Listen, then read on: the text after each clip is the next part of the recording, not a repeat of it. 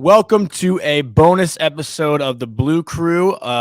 Unusual Thursday episode, but we wanted to bring this one to you for the game tonight. It is a Rangers game night. They are in Montreal.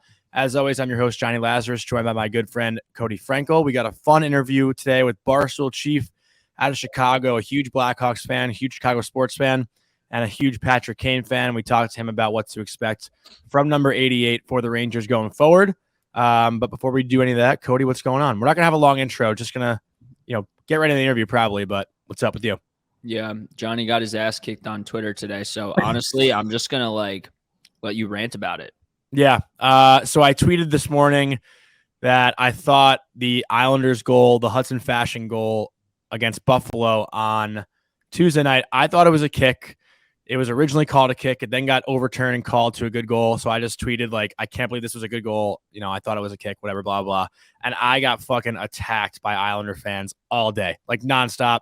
Was sitting at my desk at work, just replying to tweets from 9 a.m. until right now, 5:30 p.m. So Islander fans are ruthless, man. And I didn't mean anything personal behind my opinion. If that was the fucking Arizona Coyotes versus the Sharks, I still would have thought it was a kick. But that's what you got to love about Islander fans, right? You kind of chirp them and they take it so personally. I don't love anything about Islanders fans. Well, yeah, I guess you don't. But I guess New York fans in general too, right? If that was the Ranger fans, they'd probably react the same way. But also, dude, no, we're humble, bro. If that was the Sabres, though, if the roles were reversed, Islander fans would have been freaking out all day about how that was called a good goal. I don't know if you saw the replay of it. Fashion. I'm just reading the mentions, and I'm just seeing every single one just says, "Johnny, do you ever stop bitching?"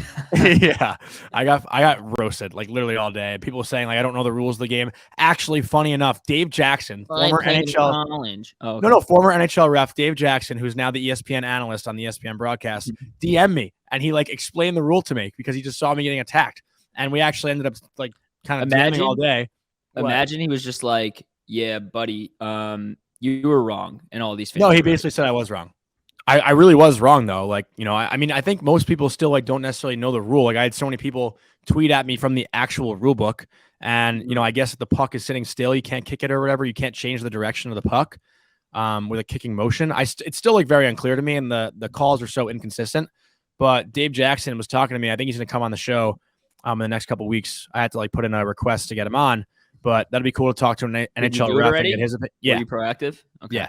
It'll be cool to get an opinion from an NHL ref, especially before the playoffs, because we know there's going to be a controversial call at some point in the playoffs this year where a team gets screwed or whatever. We saw it a lot last year in the playoffs, so that'll be cool to get him. But yeah, just a crazy day on Twitter. I literally got fucking roasted all day by Islanders fans, and that's basically it. My favorite tweet I saw, I think, on your feed today was some guy tweeted at you, and it's nothing to do with the Islanders. He goes, "Devils fans are not worried about the Rangers fans, though. Literally no team in the Eastern playoff picture sees them as a viable threat." Okay, you fucking little clown bozo. Why don't you DM me? Because you have no idea what you're talking about. You've made playoffs one time in 10 years, and your team's a little bunch of clowns, except for Hughes. So let's settle down. Yeah, that was a pretty absurd take also. But yeah, I don't really have anything else. Delusional. I know we want to kind of go right into the interview with Chief. Any final thoughts before we head into it? No. I mean, the only other thing I want to talk about is our sponsor, BioSteel. We mentioned them last week. If you guys need hydration, whether it's for the gym, you're playing street hockey, you're playing some ice hockey, any type of sport, BioSteel's got you covered. Use our code BlueCrew25. That's all caps, BlueCrew25. And I'm not sure if it's 20% off or 25% off. It's a little, little tricky with that code, but you get one of them. So definitely use it. BioSteel's great. I got the peach mango. It's delicious. It hydrates me right after the gym. Johnny got raspberry lime because I guess that's just how he rolls. I got mixed berry. I knew it was some berry. He loves the fruity stuff. So that's it. Now let's send it to our boy Chief. This week on the Blue Crew, we have a very special guest, and it's a very special episode. We don't usually do a Thursday special, but we wanted to let this guy come on here and rant. He's a huge Patrick Kane fan and Chicago sports fan. You probably do know him if you follow Barstool Sports. So welcome to the show, Barstool Chief. Chief, what's going on, man? Been a rough week, but I imagine you've digested everything, and we want to know how you're feeling. Boys, it's been a rough, 6 years of this organization. So This is just the latest thing in a series of just a comedy of errors. Every day that goes by, there's like a little nugget that I find out that just pisses me off even more. So I was on, I took a little bit of a ski trip to Steamboat. And then right before I was going to do a radio show on ESPN 1000, Emily Kaplan had that thing come out. Mm-hmm. And people were DMing me. And I'm like, they're probably misquoting her. So we've had her on various shows before. So I just sent her a text being like, hey, like, just want to get clarification on what was actually said. And so she like clarified her points. I'm like, holy shit, am I enraged by the report, which was that they basically let it be known that there was no offer coming to him in the summer, which is why he then finally agreed to waive his no movement clause and go to you guys with the Rangers. Mm-hmm. But if a contract or at least it was a possibility that they would bring back the greatest player in the history of the organization, that was on the table for him, then he would have just, stuck it out and played the rest of the year. Or who knows if he shuts it down, after the deadline, gets a little, gets that hip cleaned up if needed. I don't know. But that's not something that was on the table for him. And that is utterly absurd. Yeah, that's crazy. I mean, so, being a huge Blackhawks fan, I'm sure you like all of Chicago sports in general, but are you upset he wanted out so badly towards the end? Like, but he didn't. This information. He didn't. Yeah, that's what Chief's saying. That's the point. That if they had no, but I'm saying after they fucked that up, like after they fucked it up, didn't offer him something, and he was like, no, not at all. Like it's one of those things. Look, he's been here for 15 years. Mm-hmm. He's been a perfect citizen for this entire 8-year contract. Teammates love him. Mm-hmm. He's still, as we saw the last couple of weeks, he can turn it on. He's going to have some unbelievable moments for you guys and down the stretch in the playoffs. Like he is the guy. And he has earned everything he can get. And if he had come to the Blackhawks and said, "Hey, like, I can't stomach this shit anymore. Get me out of here," and they traded him, that'd be fine. Yeah, that doesn't sound like that's what happened. It sounds like he was like, like maybe I don't really want to go. And then they kind of told him like, "Well, we're not re-signing you in the summer." So he's like, "Well, and then what the fuck? I might just go have a fun couple months with Panarin, see what I can do at MSG, and then reevaluate, find his next spot in the summer, because I don't think it can be you guys unless he plays for pennies in 2023-24. So it was just like he was like, I guess if they don't want me, I might as well go. So sure, Rangers. It's giving me a lot of Ross and Rachel on a break vibes from Friends, because I think Patrick Kane's been very vocal about retiring as a Blackhawk one day. So it's kind of like, Totally. It's kind of like that long-term relationship where you graduate college and you want to explore what's out there in the new city, but you're going to get back together one day. Well, it's kind of the vibe I'm getting. I don't think he's coming back. You don't think so? I don't think. Yeah, I think he'll sign a one day and retire at Blackhawk if that's the case. That. Why would he do that? Why? So they're going to sell more tickets for Patrick Kane night? Fuck that. Probably. Okay. So I don't think he's coming back, because if he was coming back and they wanted him back, they would have re-signed him. They would, or put that offer on the table. They were eligible to start renegotiating with him on July 1st of last summer, and that's when they could have started doing that deal. That's when they should have started doing that deal. He's coming off a 92-point year. If he can stomach the losing, the guy who did everything for you, and he's clearly on board with the rebuild, like he knows everything about hockey. He can see the writing on the wall. He can look down the bench and see that his center is Jason fucking Dickinson. He knows. Yeah. But he can also be like, if I stay here, I'll be number one in games played. I'll be number one in points. I got 3 Stanley Cups. I've got an MVP. I might have Connor Bedard. I could have my family here. He's got his girlfriend, baby mama, whatever, is from here. Mm-hmm. He wanted he's building a house on the North Shore, supposedly. Everything he wants is right here. And the Hawks are like, get lost. That infuriates me. And then on top of that, this organization does everything for optics. everything for optics. It's all bullshit. Start telling the truth. They did this mural parking lot. Goodbye, Patrick Kane. Everybody come and say a little goodbye thing. You got washed away in the rain the next day, and it's a perfect analogy. I am furious. They do everything the wrong way and try to make themselves just seem like the good guy. Mm-hmm. Shut the fuck up and start doing things the right way.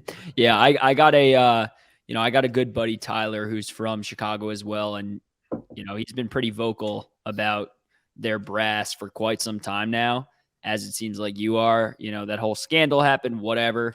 That happened. Like, from there, everybody was already fuming with the brass, and now the way they handled this is just as bad. And it's like the other thing. That's the other thing with the brass. Like, the old brass, which was John McDonough running thing, and Stan Bowman. McDonough was probably going to get forced out. Okay, he was the president. He's a bad guy. He is a bad guy. Yeah, but Bowman had been horrible. Yeah. Basically, since the day he was hired, which was in 2010, the whole thing had already been put together for him. Okay, he was given a Ferrari and ruined it. Okay, Dale Talon, Joel Quenneville, Neil Smith, the other guys who were involved in the organization, they put that team together, and Stan got to have the glory. When he actually had to keep it on the rails, he was a complete and utter disaster, moron. So I've had a problem with him since 2016. Since 2016, he's been, I don't know if he made a good move. I don't know if he made a good move. And the brass promoted him. The new regime promoted him to president of hockey ops. He'd still be here running this thing into the ground if not for the beach scandal. So yeah, he got caught up and swept up in that. They moved him out. They bring in Davidson. And I like overall, that's like the push and pull of this thing. I think they're heading in the right direction. They have a ton of draft picks. I think that their overall philosophy of what they want in players is what I would want, which is a lot of we'll call them high floor guys that you take later in the draft.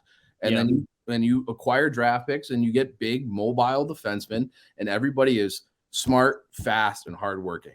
And those three things you can carve out an NHL career. And then we saw at the deadline, you get a guy like that. You know who's exactly like that? Is Sam Lafferty. You flip him for a 2 or a 1, or depending on who got what. They had McCabe. He and McCabe were packaged together, but they got 2 high picks for him. And you can just keep cycling those types of guys in, which is something Bowman was never able to do. When you lose and Andrew Shaw, there was nothing coming behind him. You trade Ryan Hartman, who I love. Hagel the Bagel. They fucked up with him too. Hagel's another one. Which that trade, look, if you're going in, if you know like the ceiling of what that group was, which I would say was probably a wild card team. Last year was a disaster with the coaching staff and the beach thing. Like they never got out of first gear. It was the season was over before it started. Yeah. But if you had Hagel, Strome, DeBrincat, DeBrincat's one that Johnny knows that's my guy. That floored me. That move floored me. Yeah, and I'm even okay with that trade too. Like I because it's like we want to pursue something meaningful, which is going after a cup. And they were never going to do it with that group. They could make the playoffs with that group, which me personally, I think I would have been fine with because it's like, let's get some meaningful hockey here at the very end. There's always going to be, like, everyone's obsessed with Connor Bedard, and rightfully so. There's always going to be another guy coming down the pike. In fact, Connor, and I think it's a 2026 draft, you know who's supposed to be the number 1 kid? It's Connor Bedard's cousin. Okay. Actually, yeah, literally. And they got a different last name, but they're cousins, and he's already breaking some of those Western Canada junior records, for the U15s or whatever. So there's always going to be some next great kid that you can look around. Let's have some fun, play some meaningful hockey, and let these guys ride off in the right way. I would have been okay with that direction. Be like, hey, well, we'll worry about tomorrow. I wouldn't like mortgage the future to make a wild card. I wouldn't trade a first round pick for a rental, things like that. But you had a little nucleus there that you could have made the playoffs with. And I think that would have been fine after 6-7 years of not making the playoffs with Taves and Kane. Like, that is an unforgivable sin that they went this entire 8-year contract with no playoff wins. That like, are you kidding? Those guys come around once they've had Stan Mikita, Bobby Hull, and they had Taves and Kane. And there's a 50-year gap in between where they were shit. And now you're just going to punt on the remainder of their deal? No, pathetic. And now, so they went in this other direction, trying to win big, which again, I'm on board with that too. And I think they're doing a good job. Like, I'm fine with either direction, but don't tell me your organization is better off without Patrick Kane, because it's not.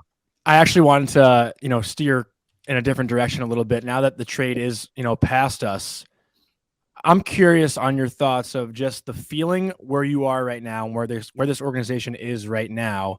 Mm-hmm. Is the joy of winning a cup and seeing your team win a Stanley Cup, not 3, just 1, more enjoyable than the suffering you're going through right now? Because I almost think that the Ranger fans might be in somewhat of a better position where, the last 10, 15 years, every season, the Rangers have at least had hope to win a Stanley Cup and there was no pain and suffering, but we've never had the joy of actually getting over the mountaintop. So it is a weird situation where you've had that feeling, but now you're in the opposite end of the spectrum where we've had this steady kind of incline throughout the last 10, 15 years. So I don't know which one I'd prefer, because I've almost gotten used to enjoying the pain and suffering a little bit at the end of the climb, but it's nice to know that there's always been that competitive team every year. It's hard for me to answer that because I only know my own reality, which is when I was a little kid, the team was very good. So I'm 36 now. Early 90s up until 96, that was a good team. But I was a little too young to remember. But they had Chelios, they had Belfour, they had Jeremy Roenick, Tony Monty. They had some really good players. And I think they went to the conference final once. And I remember them losing to the Avalanche the year the Avs won the cup. I think I was 10. And then, but really, all of my memorable sporting years happened after that. They were the worst team in sports. ESPN used to rank every North American sports franchise, and the Blackhawks finished dead last in 4 years in a row. The games weren't on TV, and when they were on TV, you didn't want to watch because they were one of the worst teams in the league. So it went from this being this fucking sucks, and we still go to games. But you would I loved Peter Forsberg, so we'd go to games when Peter Forsberg was in town, and then I really liked watching Joe Thornton play. And so when the Sharks came in, you'd go to watch the other players because there's nobody worth watching on the Hawks. Yeah. And then, but you still they're still your team. You still like your team. And then it was you drafted Taves in 06. You drafted Kane in 07. And that summer, right before the start of that 07 season, their rookie year, is when Bill Wirtz, who was the current CEO owner, Danny Wirtz's grandfather, who he's still a villain in this town. He's a guy who took games off TV, got rid of Chelios, got rid of Dominic Hasek, got rid of Belfour, all the guys that we loved as kids. He just shipped them right out because he didn't want to pay them. Yeah. And so he died. Rocky comes in. Games were on TV. And then that first year was Taves and Kane's rookie year. They were fun, they didn't make the playoffs, but they were fun. The next year, they're in the conference finals. A year after that, they win the cup. And it was just, so it all happened so fast. So I've never really had an existence. And then from 10 to 15, they won 3 times and went to the conference finals another time. I wish it would have beat the Rangers in 14 too. That would have been 4 cups. They would have won that series. We all think that the Rangers had a better chance against the Blackhawks. Yeah. Oh, you guys are so stupid. Yeah. That's just something. That's a game you're playing with yourself. The Hawks were a better team. They lost on a deflection off of Nick Leddy's butt in game 7 overtime in 14. But I think they would have dusted the Rangers too. They blew a 2-goal lead in that game too, I think. No, I think they might. I think they came back. I can't remember, to tell you the truth. But they were down 3-1 in that series and made it 3-3, and then overtime loss. So. But and then you went from that, and then they had the 16 year where they kind of had to dismantle things because of money. So Brandon Saad left. They had a couple other pieces move on, but they were still good. They made the playoffs, lost in game 7 the Blues. And then, I don't know what to tell you. Being fucking terrible and not having any reason to watch the team or have any hope has been bad. And it's been like that for 5+ years now. And they're saying well, it's only going to be another 4 years of this. Fuck you. Yeah. Well, to add to that a little bit, I mean, Chicago in general is in a pretty rough spot right now in terms of sports. So what's the quarterback? Yeah. So what's next for Chicago sports? Who do you think's the next team that is seriously going to be fucking a consistent contender? Yeah. It feels like it's odd that it feel like the Bulls might have the best winning percentage, but they feel the furthest away.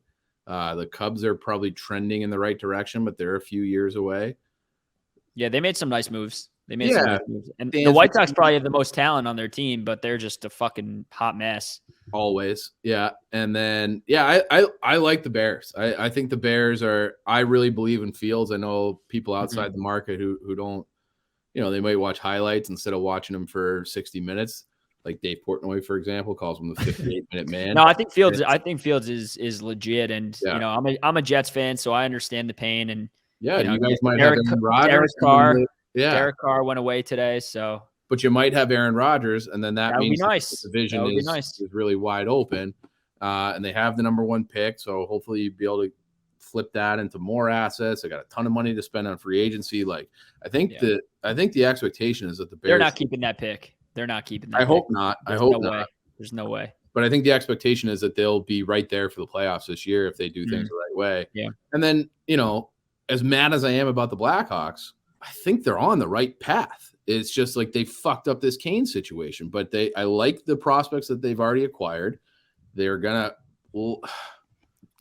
If it makes you feel better, the West just traded away all their talent, so the West could be wide open in a couple years. So the West is wide open now, and it will still be wide open because eventually the Avalanche are going to have to start paying everybody. You look at the Avalanche; they lost Naz Kadri. Mm-hmm. They're not, and they've had a ton of injuries, and we'll see if they can flip the old Blackhawks Lightning playoff switch the way that those teams have done the last several. The way the Hawks used to. Hawks used to coast during the regular season and end up as like a 6th seed and be like, let's just kill everybody now. And they would, and it was awesome. And I think the Avalanche probably have that ability to do that too. So we'll see if they can do it this year in the playoffs. But other than that, I mean, it's teams that are kind of scraping by. You feel like Dallas is having a big year, but all their guys are older. Winnipeg, kind of same thing. Nashville, effectively they're stuck / tearing it down. St. Louis tore it down. There's nobody. Kraken look legit. Kraken they're a sneaky kind of fun team to watch, but they only have one. They're not scary. I love Matty Beniers, but they don't really have any real star power. And you need that in the playoffs. So, but they're like they're solid, but I can't envision that team ever winning a cup. Vegas seems like it has to catch up to them eventually, and they're an older, more veteran team. So all of these, like the West is there. Like I don't know what the Oilers are going to do, but the West is there for the taking if you can do this the right way. And I believe in the project. It's just I'm so mad at them. I'm so it's like two ideas in my head at the same time. Like they're doing well, except for this one area, which has really fucking pissed me off. So I want to give a shout out to Tommy Lay and Avery Zaretsky, who are, friends of the show, big Ranger fans at Barstool. I know there was a lot of back and forth and beef that you had at Ranger fans. You're going to ignore Glenny, dude? Glenny Balls, too. I forgot Glenny came in the show. Wow. Glenny as well. Good call. I forgot about that. But, smart guy. Thinking back to last week, there was a lot of beef at Ranger fans. I saw you actually had a really funny tweet of a guy that was in your DMs, like a really nice Ranger fan, I think. Are you on board with us? Are you against us? What is your vibe with this Rangers team going forward? Yeah, so I didn't have an opportunity to watch the first 2 games because I was traveling. So I think that might impact it. But honestly, like New York and Chicago are kind of, No, we're kind of like so? This. We're kind of You think so? Yeah, I think so. Like, and maybe that's just me, but that goes back to like Bulls Knicks in the 90s. And it's like I do feel like we're like LA, that's like a fake person place. Where I feel like New York and Chicago are both like great big city sports towns. So yeah, like, and you guys, because of your population and your brand, you have like an outsized voice, and we're a big New York company. So a lot of our followers in that area, you guys have an outsized voice in my mentions. It's fucking crazy. And I'm starting to think like, that people are like, if they go to the conference finals, it turns into a 1st round pick. In like 2025. I don't really believe that that pick will probably be anywhere from 22 to 32. Okay. That's not going to make or break the rebuild. I kind of just would rather have the asset now and have that pick be what it would be like 50 this year. So that would be 2 first round picks and 4 second round picks this year. So I don't really think I'm not really on board, I guess, because I don't think it really matters in terms of where the value of that pick is.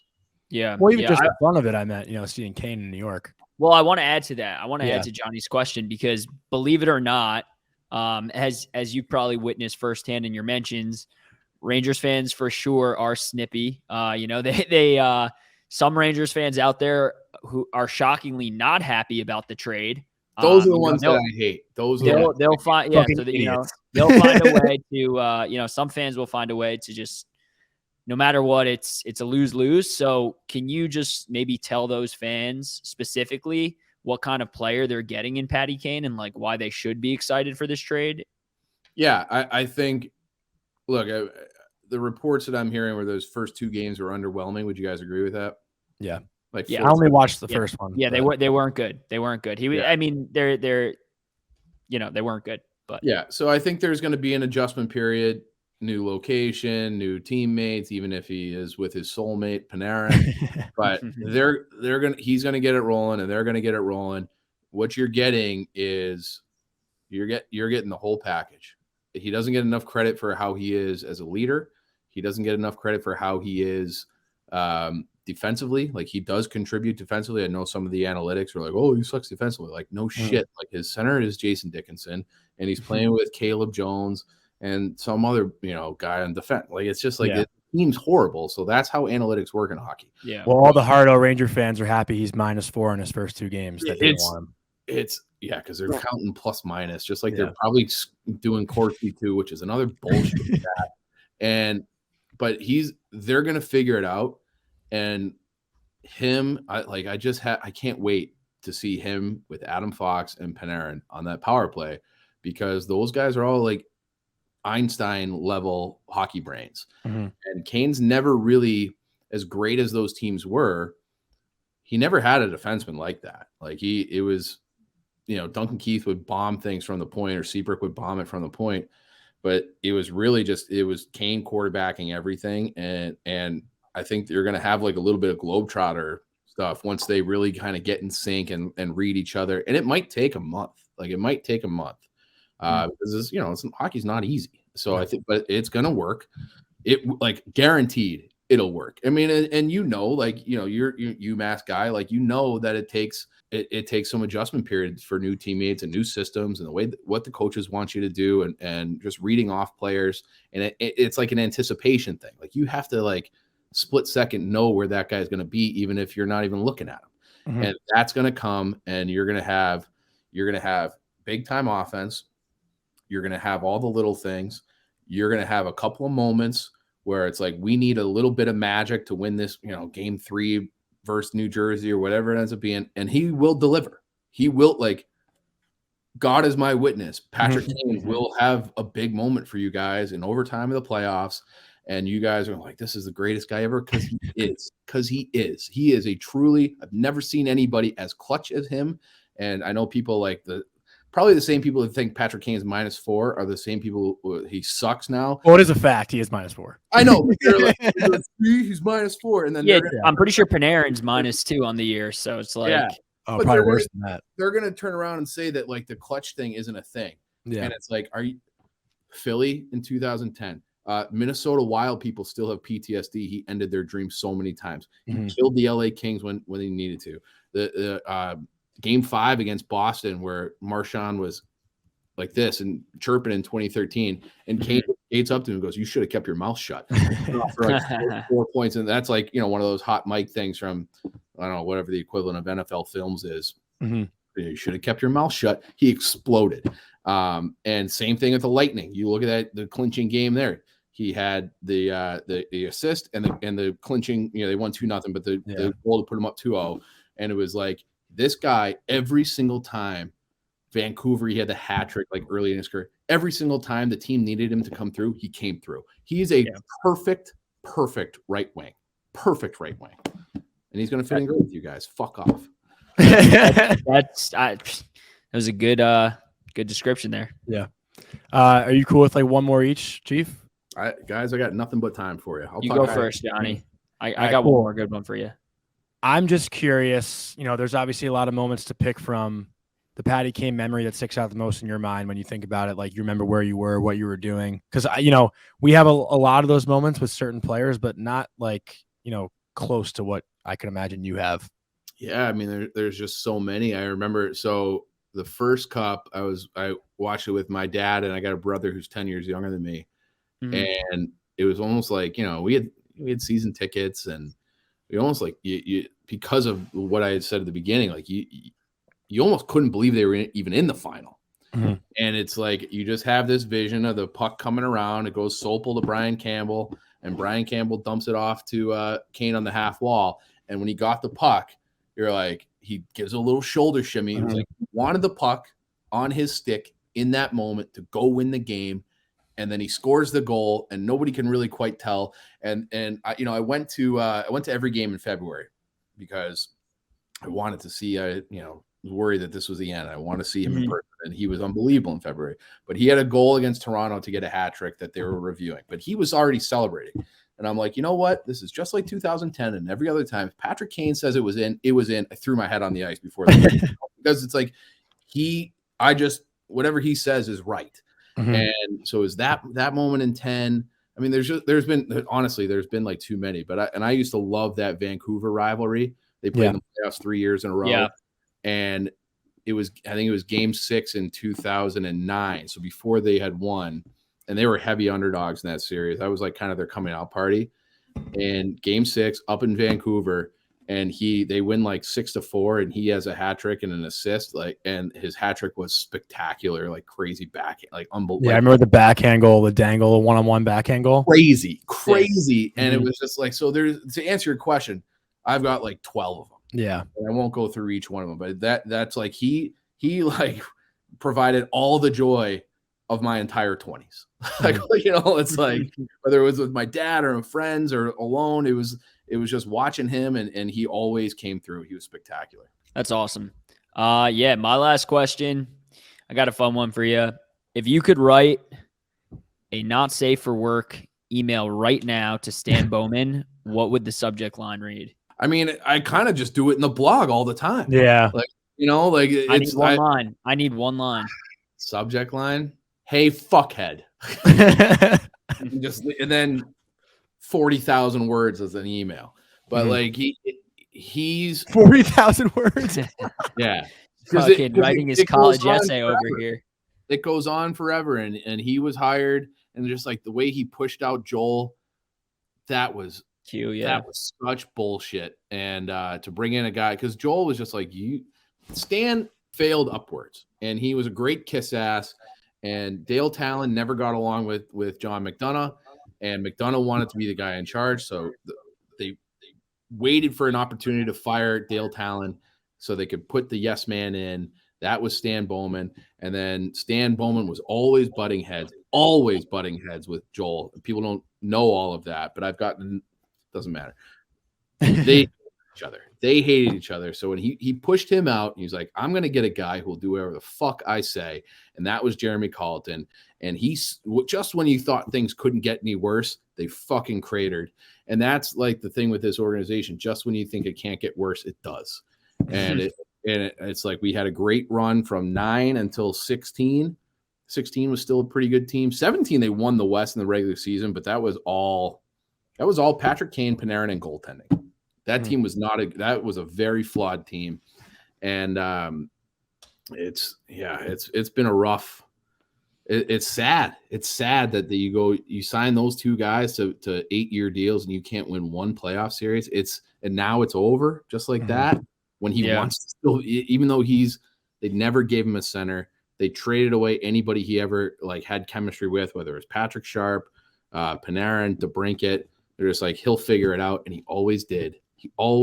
But I can't even imagine if they had gotten him a real center or kept Panarin, he'd probably have another 250 points. And that's not even an exaggeration. Another 25 points a year, like legit.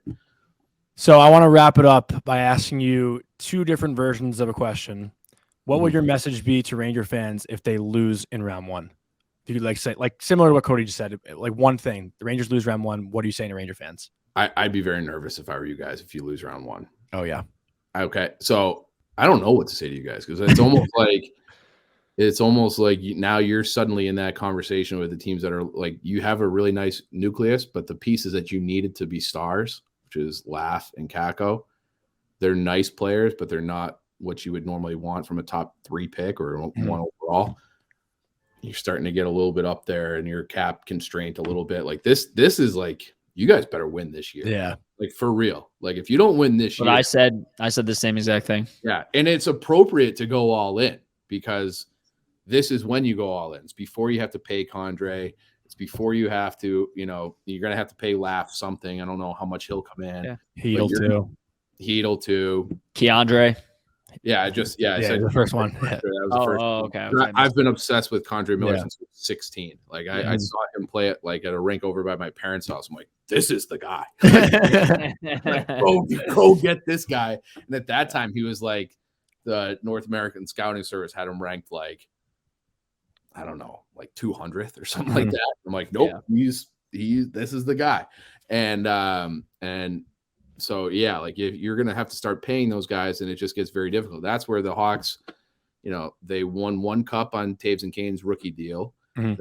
Then they won 2 on their RFA deals. So they went from making the league, $900K to making 6. And then they bumped up to 10.5. They never won anything when they're at 10.5. It's hard to build a team. They could have done it if they didn't fuck up so many ways. Mm-hmm. But if you don't win this year, Ranger fans, I won't be the guy to needle you. I promise. Because you guys have been needling me a lot, but I'll take the high road. I'm taking the high road, but you guys might be cooked. You might just be like a good team that never wins. Just like you have always been. Yeah. All right, Johnny, do you want to ask your second version? No, I was going to say the second. On the flip side, what's your message if they do win the Stanley Cup? And before you answer that, to add to that, do you think if they get it all together in the next 18, 19 games to wrap up the season, they can win the cup? Yeah, I think they have everything. I think the Rangers are deep. They have all the offense they need. I think Igor. If you look at the teams in the East, like who other than Vasilevsky, who do you trust more than him? Probably nobody. I think Igor is a difference maker. Special teams are going to matter. I think the power play will be awesome. I have a future on the Rangers to win the cup. I don't. My guy. I don't really. Right there. I don't, even though it would be like a nice little payout for me. I don't really want to cash it. Well, who's the first person you're texting if they win it? Oh, I'm shutting my phone off. I'm not going to be happy. Like I'm not going to text Tom Lay. I'm not going to. The problem is you wouldn't have to text anyone. Everybody's just going to fucking start texting you. You could shut your phone off and you turn it on and there's going to be 50 texts waiting for you. They win the cup, I might have to throw my phone in the lake. Like that's for my own mental health. So, but yeah, I definitely think they can win the cup. They have everything, and they have the shutdown type of D. What's the deal with Lindgren? Is he going to be okay? He's coming back Thursday. Yeah. They say he's back Thursday. So Keandre. They got Miller. They got Fox. I feel like Ranger fans kind of hate Trouba, but hate him. Yeah, they do. They hate him. They hate him because he's so inconsistent. But he's such a difference maker when he can set the tone. It's huge. But if he was making $4 million instead of what he's making, of course, of course. But he's not. But he's not. But in the playoffs, it doesn't fucking matter, right? There's no cap in the playoffs. I'll be if I were a Ranger fan, I'd be mad about Trouba this coming summer. Right now, I like him. Yeah. And he's like a playoff kind of guy. He throws his body around. He's mean. He's a good skater. He can log minutes. Obviously, they have a ton up front. Maybe a little thin at center. Would you guys agree with that? A little bit. The Rangers? No. Hedl. They have Hedl. They have Mock. So I don't love Hedl. They have Trocheck and Zibby. I love Zibanejad, but they don't have like How'd you say that? Zibanejad. Okay. Let it go, man. Let it go. No, that was Stop funny. picking on him, bro. That was funny. So Mika. Okay. Well, it's a mouthful. I don't play. Yeah, but I don't like Trocheck as a number 2 Really? center. Yeah, I don't like if you look at the teams that win, it's they have a Ryan O'Reilly, they have a Taves, they have a Kopitar, they have a Bergeron. I mean, Tro's got 49 points in 63 games in 20. But he's not like a Selke kind of guy, which is kind of. But they don't need that because every team have to win. What do you mean you don't need a Selke guy? Of course you do. Yeah, I mean, Sure. You dug yourself in a hole here, Cody. No, well, I was going to say I didn't mean they don't need that. I meant they don't need that because we have fucking every winger and their mother on our team. We have Tarasenko, Panarin, Kreider. Yep. No, you do. And the Hawks, when they were winning, they were not built in that traditional way. Outside of Taves, they never really had a great center. They had a good fourth line center with Kruger, but they didn't have like but Taves kind of did everything, right? Like he was. Tro's great on faceoffs, though. He's so good on faceoffs. Now. Yeah, that was me. I had that coming. Yeah, Handzus. So, and then they had Brad Richards, your boy, for 1 year and 15, but he was like a shell of himself. And he got to play with Kane. So, I don't know that their depth up the middle is like the one thing I'd be a little bit nervous about. But other than that, they're loaded. The Rangers are loaded. All right. Well, I mean, I got nothing else. Cody, you got any final things? I want to let you, plug whatever you want to before. No, I'm good. I mean, I think we got out of the show. Like you're fully on board the Rangers train, and we'll just. I believe in the Rangers. I just don't want them to. Mm-hmm. All right, we'll fucking take it, man. Yeah. We'll take all the support we can get, and all of our friends listening, just shoot him a DM. He loves them. So I'm actually I'm hoping to be back in Chicago come May, Memorial Day weekend. One of my best friends lives there. I'll come out with the boys, but I might if they lose, I'm just gonna have a shit-eating grin on my face. We saw a good game at that bar last time. What was it called again? I want you to say the name. What was it? Racine Plumbing. Plumbing. It's a Giants, Rangers New York sports bar, and then it's also Notre Dame, but it's a good spot. Yeah, it was an awesome time. They had the goal song going. It was great. But Chief, we want to thank you so much, and we'll hopefully have you back on when Patrick Kane wins the Stanley Cup, and we'd love to get your reaction to that. Johnny says that to everyone. I think we will. I would like to come back on when he scores an OT winner, and and I could just be like, "See, I told you, I told you guys didn't want the Ranger fans who didn't want him. You owe me an apology." That's what I want. Yeah, if he has his big moment, we will actually have you run it back. Guarantee he will have a big moment. That's a Ryan Brandel, Barstool Chief guarantee he will have a big moment. I love that. Guarantee. Thank you, Chief. Love it. Yep. Thanks, boys. We want to thank Chief for coming on and ranting for a little bit about Chicago sports and Patrick Kane and just where he is mentally. Hopefully his guarantee does come to life and we can have him back on here to talk about a Patrick Kane overtime winner, but not much left for this week. Cody? Great guy. Great interview. Very, very fun. And you can tell by, the vibe from him. I mean, obviously all of us who have been hockey fans our entire lives have watched Patrick Kane play. We know he's a game changer, but you can see what he meant to that city just by hearing Chief talk. And I think fans are going to love him. I just think he needs to figure it out and get going. And as Chief said, man, guarantee and have some big moments and, bring that fucking cup back to New York City. Let's fucking go. Yeah, we actually just agreed that if Kane scores an overtime winner in the playoffs, we're getting his immediate reaction for emergency podcast. So let's hope that happens. But I think that's going to do it for this episode. We got another one coming out probably on Monday with another pretty awesome guest. So stay tuned for that. And Cody, send it off. LFGR, baby.